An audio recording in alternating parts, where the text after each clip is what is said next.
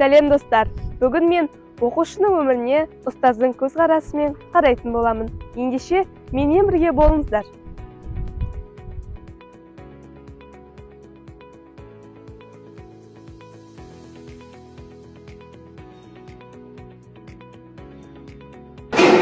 Ұстаздың көзқарасымен бәрі басқаша көрінеді.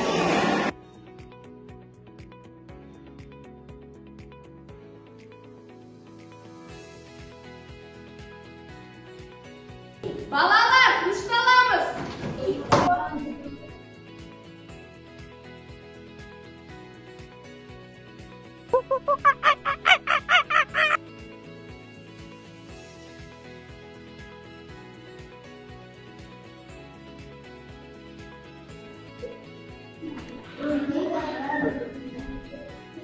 Менде телефон жоқ.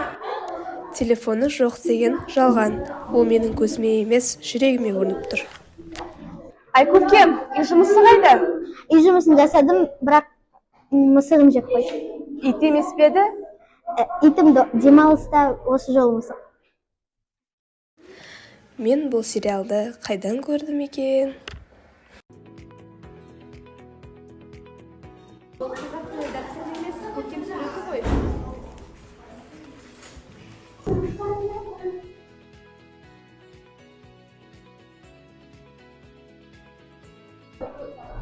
Апай, сізге сұрақ қойып ала ма?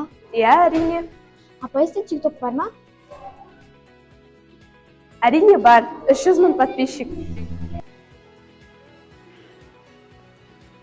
Бір оқушы, бір әлем.